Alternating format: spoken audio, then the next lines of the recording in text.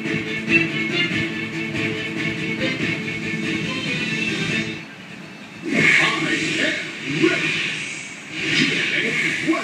serbisyong totoo ng GMA News.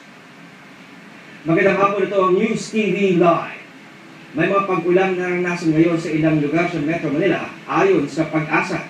Bukod sa Metro Manila, apektado rin ang Zambales, Tarlac, Nueva Ecija at Cavite. Posibleng magpatuloy hanggang pasado alas 4 ng hapon. May thunderstorms naman sa ilang lugar sa Bulacan, Pampanga at Rizal. Maging I am ready sa posibilidad ng biglang pagbaha. Magplano para sigurado, I am ready, serbisyong totoo ng GMA News.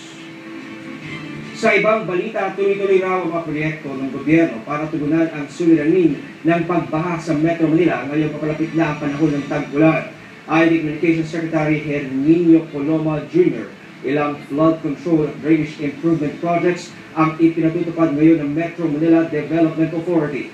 Kabilang na riyan ang pagtatayo ng 15 pumping station, paggawa ng mga river wall, pagtanggal ng mga bara at pagpapaluwag sa mga ilog at estero at pagpapataas ng mga kalye. Bahagi raw ito ng Flood Management Master Plan for Metro Manila and surrounding areas na sinimulang ipatupad noong 2012 at isasagawa hanggang taong 2035.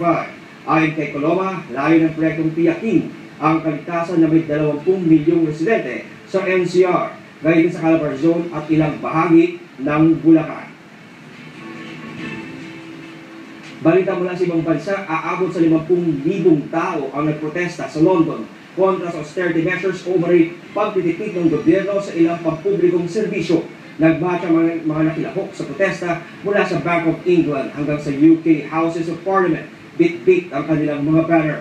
Paniwala nila sa pagtitipid ng gobyerno, mababawasan ang mga benepisyong para sana sa mahihirap na mamamayan.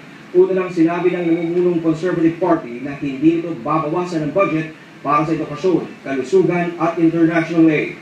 Pero ayon sa mga analyst, dahil aabot sa mahigit 80 bilyong dolyar ang nais na matipid ng gobyerno, hindi maiiwasang mabawasan ang alokasyon para sa mga pampublikong serbisyo. Ilang pang katulad na protesta ang kasabay na isinagawa sa mga lungsod ng Liverpool at Glasgow. At yan po, may init na balita sa oras na ito. Tutok lang dito sa GMA News TV para oras-oras alam mo. Ako po si John Consulta. Maraming salamat.